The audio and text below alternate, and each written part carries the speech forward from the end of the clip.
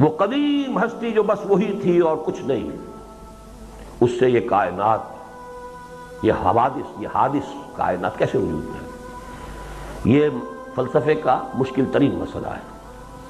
لیکن یہاں ابھی ہم نے گفتگو کی ہے صرف حیات و موت۔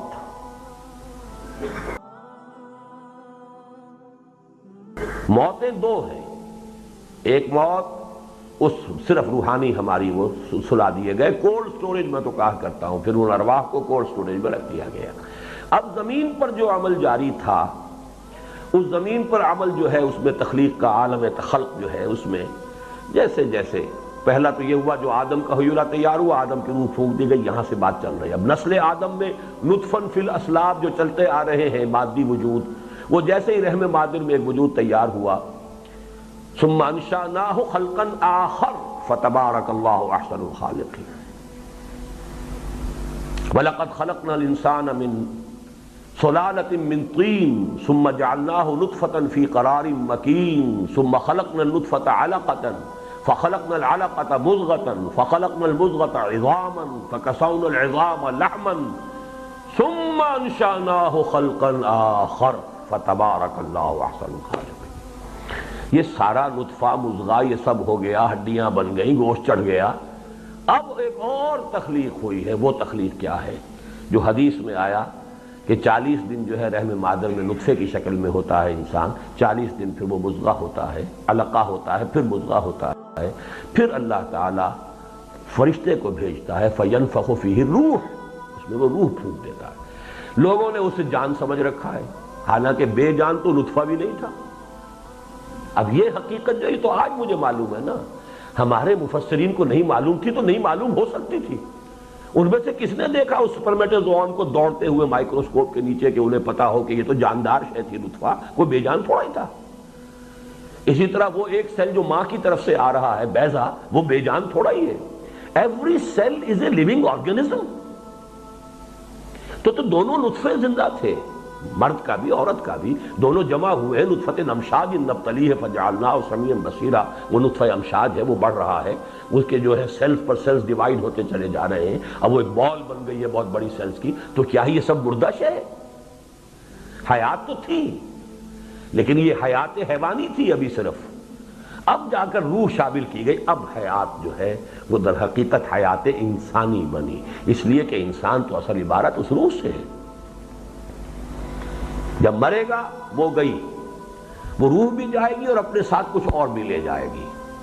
اس حیات انسانی کا اور حیوانی کا بھی ایک خلاصہ لے جائے گی، جان نفس ساتھ لے کر جائے گی، اسی سے ریجنریٹ ہوگا پھر ایک جسد۔ بعد سے بعد الموت جو ہے وہ جسد ہی کی شکل میں ہے، پھر ایک جسد دیا جائے گا، تاکہ جو ہم نے کمائی نیکیوں یا بدیوں کی جسد کے حوالے سے کی تھی، جسد ہی کے ذریعے سے اس کی جزا خیر اور شر کی ہمیں ملے۔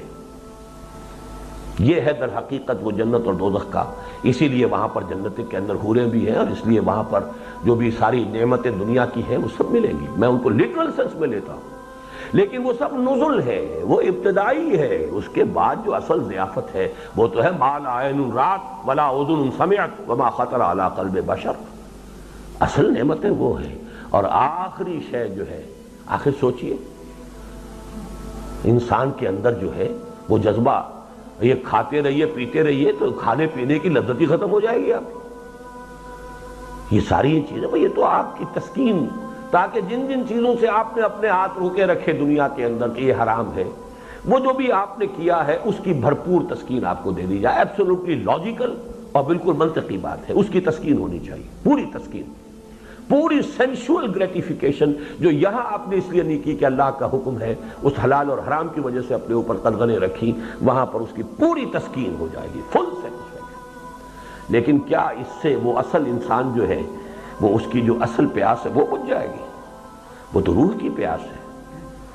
وہ تو یہاں پہ دنیا میں رہتے ہوئے بھی کتنے ہی انسان ایسے ہیں جنہیں ان چیزوں سے کوئی رغبت ہی نہیں، کوئی دلچسپی نہیں۔ وہ اللہ کی محبت جو ہے وہ اسی کے اندر جو ہے ان کو سرور ہے اور کیف ہے۔ تو ظاہر بات ہے کہ وہاں کیا ہوگا؟ تو آخری چیز جو ہے وہ تو عشرت قطرہ ہے، دریا میں فنا ہو جانا۔ یہ لیکن بات جو ہے یہ عام کہنے کی نہیں ہے، کرنے کی نہیں ہے، لیکن یہ کہ فلسفہ اور منطق اور حکمت کا یہی تقاضا ہے اور یہی چیز جیسے ایک درجے میں تو کم سے کم وہ ابن عربی اور ابن تیمیہ دونوں اس کے بھی متفق ہیں، اور وہ تو اتنی پختہ بات ہے نا، جیسے میں نے اپنے دونوں جمعوں کی تقریروں میں کہا ہے، اللہ تعالیٰ نیکی کا اجر جتنا چاہے دے، 1000 گنا دے، کروڑ گنا دے، اس کی مرضی ہے، فضل ہے، بغیر حساب جتنا دے۔ جرم کی سزا صرف بقدر جرم ہوگی، اس سے زائد نہیں دے سکتے۔ اور آپ نے کتنے ہی جرم کیے ہوں، آپ نے فرض کیجئے کہ 80 برس معصیت ہی میں گزار دیے، پھر بھی لیمیٹڈ ہے، پھر آخری انسان تک بھی اس کے اثرات پہنچ گئے، تب بھی لیمیٹڈ ہے، وہ ایبسولوٹ تو نہیں ہوگا، ان لمیٹڈ تو نہیں ہوگا، تو سزا ان لمیٹڈ کیسے ہو جائے گی؟ کتنی ہی لمبی ہو۔ اسی لیے قرآن مجید کہیں احقابہ کہتا ہے، کبھی کہتا ما دامت السماوات والارض، جب تک آسمان اور زمین قائم رہیں گے، گویا کہ کوئی وقت ایسا آ سکتا ہے کہ آسمان و زمین یہ نہ رہے، یہ بساط پوری لپیٹ لی جائے جو بساط اللہ تعالیٰ نے بچھائی ہے۔ یوم نطوی السماء کطی السجل للکتب، یہ تمام خلائیں اور یہ خلا جو ہے یہ بھی اللہ کے داہنے ہاتھ کے اوپر لپٹی ہوئی ہے، اس وقت جا کر یہ سلسلہ